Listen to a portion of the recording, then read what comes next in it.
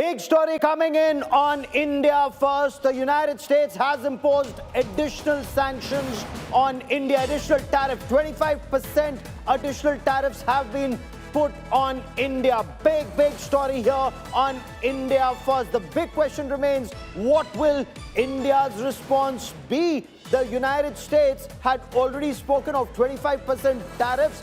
Now, US President Donald Trump has slapped an additional 25% tariff on India in response to India's continued oil purchase from Russia. Donald Trump has just signed an executive order imposing the additional 25% tariff, and this effectively would take tariffs imposed on India to 50%. The statement that the US President Donald Trump has just put out says, by the authority vested in me as president by the Constitution and the law of the United States of America, including the Emergency Economic Powers Act, to deal with the national emergency described in the Executive Order 14066.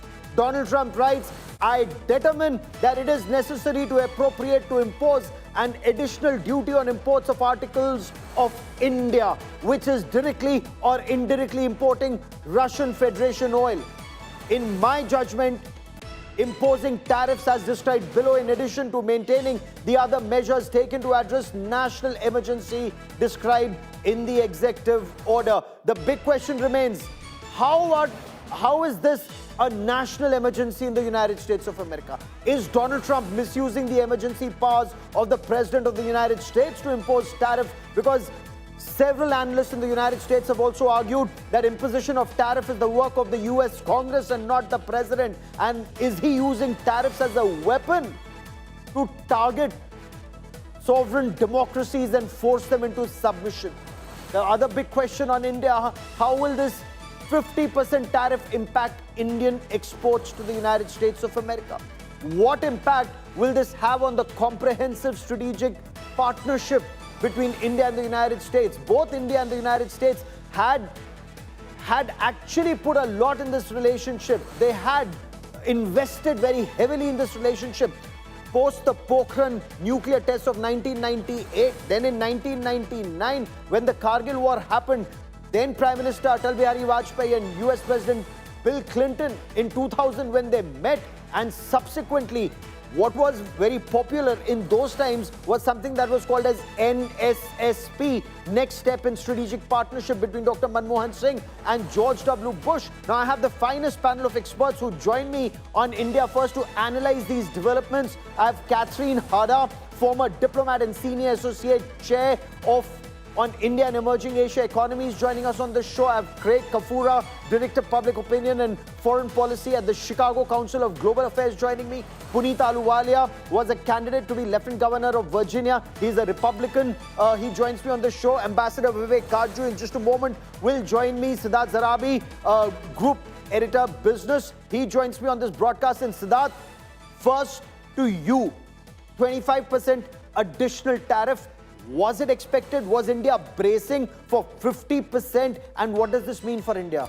Gaurav, very clearly, this is the Russia penalty that he had threatened to levy. It's the same number as 25%, takes the total impact to 50%. The first part of 25% comes into effect as we speak, because that deadline was 7th August US time. And this additional 25% happens 21 days from this deadline, so 27, 28 of August. In effect, in the first week of August, forward by the beginning of September, all Indian exports to the United States will be 50% more expensive. Okay. Is this the end of it? Can 50 go up or down? We don't know, but it's going to have a clear-cut impact in the near and short term on Indian exports and the US consumer for a variety of goods categories. So let's take this step by step. I also have Karishma joining us on this show. Karishma, India was bracing for this. India has effectively been able to grow at 6.5%, 7%, the RBI predictions. But with this, with 50%, how are markets likely to react? You've been speaking to analysts. What impact will this have short term and medium term? Gaurav, we'll have to go by the year when it comes to watching how markets will react to this, because the 25% tariff that had just been announced 2 days back,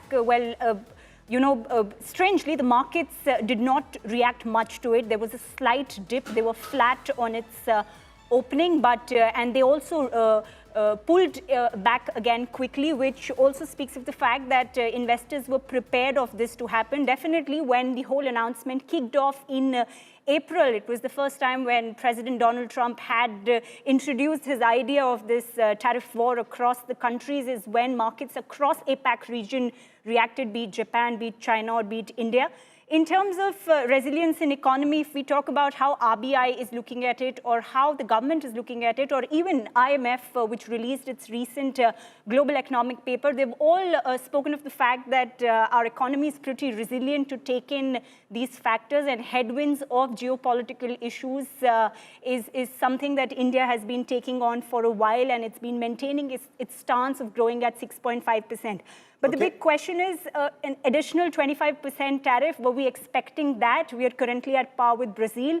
We are one of the top, in the top 2 category of being imposed with these heavy tariffs, despite the fact that we had a first mover advantage, and it's going to majorly impact a lot of our sectors. We are talking about engineering goods, we are talking about electronic goods, we are talking about textiles, about gems and jewelries. We export all of this to the US. Currently, pharma looks something that needs to be discussed on, because we do not have clarity if these tariffs will be applicable on pharma or not, or will they be exempted under Section 232. So stay with me.